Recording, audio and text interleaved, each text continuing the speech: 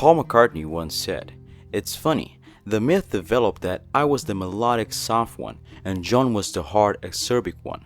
There was some surface truth to that." This quote highlights a perception that persists among many Beatles fans. Paul undeniably stands out as the band's balladeer. Before the release of the A Hard Day's Night soundtrack, Paul mainly composed songs with John in what John referred to as eyeball-to-eyeball writing sessions. When Paul did write independently, these songs were often rockers like I Saw Her Standing There and Can't Buy Me Love. But his reputation as a balladeer truly began with And I Love Her. This soft, acoustic love song was notably different from the band's previous work. Although the relationship between Paul and Jane Asher didn't culminate in marriage, it inspired many songs in the Lennon-McCartney catalog. The first of these was And I Love Her, written about 10 months after they met. The BBC magazine Radio Times sent 17-year-old Jane Asher, their best-known teenage girl, to the Beatles' performance at London's Royal Albert Hall on April 18, 1963, which was being recorded for BBC Radio. Jane was very popular in Britain at the time due to her roles in plays, films, and television appearances, including as a regular on the TV show Jukebox Jerry. I remember we were all surprised by her red hair because we'd only ever seen her in black and white before, Paul explains in his book. All four Beatles tried to impress the young actress from Jukebox Jury, but ultimately, she chose Paul. And I Love Her was written in the basement room at Jane Asher's parents' home at 57 Wimpole Street in London. Paul had moved in with the Ashers in November 1963 at the request of Jane's parents. This gesture was in the long tradition of giving a garret room to a starving artist, Paul explains in his book. So I had a little room up at the top, next to Jane's brother Peter's room. Paul often met with John at their Asher home to write songs. It was the first ballad that truly impressed me, Paul says. It has beautiful chords and imagery like bright are the stars that shine, dark is the sky. I really like the stars and sky imagery. The end in the title was significant. It came out of nowhere and hooked you immediately. The title appears in the second verse and doesn't repeat. Often you'd focus heavily on the title, but this one was almost an afterthought. Oh, and I love you. John also admired the song, remarking in 1980, I considered it Paul's first Yesterday, the big ballad in A Hard Day's Night. We both wrote it. Paul did the first half and I contributed the middle eight. Their music publisher Dick James, who witnessed an early recording session, offers some clarity. They were recording the melody lines of And I Love Her. It was a simple and repetitive song. George Martin and I both felt it needed something more. Despite its warmth and simplicity, it was just too repetitive. George Martin told the boys, Dick and I think the song is lacking in the middle. It's too repetitive and needs something to break it up. George Martin, our producer, said it'd be nice to have an intro on it, nice to have a little something leading the song in. So we were sitting around thinking, and George Harrison just went, what about this? Do, do, do, do. And I think, that song wouldn't be anything without that. We just came up with it. Dick James continues, I think it was John who shouted, okay, let's have a tea break. And John and Paul went to the piano, and while Mal Evans was getting tea and some sandwiches, the boys worked at the piano. Within half an hour, they wrote there before our very eyes, a very constructive middle to a very commercial song. Although we know it isn't long, it's only a 4-bar middle. Nevertheless, it was just the right ingredient to break up the over-repetitive effect of the original melody.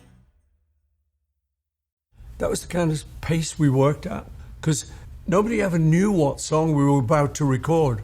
Then it'd be me and John would know, because we were written it the previous week. But George and Ringo and the producer wouldn't know what we were. So we said, oh, it goes like this, and we'd show them. And in the space of about 20 minutes, they'd go, okay. And then we'd just record it. So it was a very fast process. And that was a very cool move. You just made up that riff. And I say, if you think about the song, without that riff, wouldn't be half as good. He was clearly an innovator. George, to me, was taking certain elements of R&B and rock and rockabilly and creating something unique. The Beatles began recording tracks for their upcoming first motion picture on February 25, 1964. 2 sessions were booked in EMI Studio 2 on this day. The first session completed Can't Buy Me Love and its B-side You Can't Do That. The later session, from 2:30 to 5:30 p.m., did not yield much except for the introduction of 2 new songs that would eventually be used in a movie, I Should Have Known Better and And I Love Her. During this session, 2 takes of And I Love Her were attempted, with only one making it to the end. This early version of the song was quite different from the final version, featuring their typical guitar, bass and drums format. A suitable ending had not been worked out yet. Paul explains, George Martin was inspired to add a chord modulation in the solo of the song, a key change that he knew would be musically very interesting. We shifted the chord progression to start with G minor instead of F sharp minor, so up a semitone. I think George Martin's classical training told him it would be a really interesting change, and it is. This sort of help is what started to make the Beatles stuff better than that of other songwriters. They likely felt they could keep working out the arrangement in the studio, but it wasn't feeling right, so they left it for the next day. The following day, the Beatles returned to EMI Studio 2 to work on the 2 songs left over from the previous session. They recorded another 17 takes from take 3 through 19, during which the song evolved into its final arrangement. Midway through the sessions, Ringo switched from playing drums to bongos. It was likely during this session that John and Paul wrote the bridge, adding a new dynamic to the arrangement and extending the song's length to over 2 minutes for the first time. But despite their efforts, they were still not satisfied with the song. On February 27th, the Beatles entered EMI Studio again to complete the song. Paul notes, in this song, the contributions from the 2 Georges, George Harrison with the intro and George Martin with the key change into the solo, added significant musical strength. We were telling people we're a bit more musical than the average bear. The song, which is in F major or D minor, ends up on a bright D major chord, providing a lovely, pleasing resolution. I was very proud of that. With the song's signature riff in place, only 2 takes were needed during the first session to complete it. This simple yet stirring and gentle ballad marks the first time Lennon and McCartney showcased the variety they could bring to a single album. They would later become known for their highs and lows and peaks and valleys on albums, like the range of genres on the White Album, from Helter Skelter to Blackbird to Honey Pie. While earlier, songs like A Taste of Honey and Till There Was You hinted at this range, they were cover songs. And I Love Her demonstrated their ability to achieve this diversity with their own material. Thus begins the magic of the McCartney ballad. The balance between the melody and lyrics makes this one of the best songs Paul has ever written, and one he has justifiably remained proud of to this day.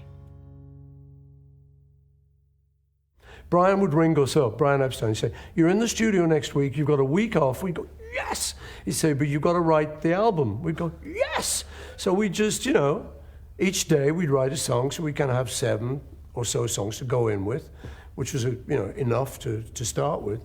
When we got together in the studio, whoever had written the song would be the kind of boss in leading the other guys through it.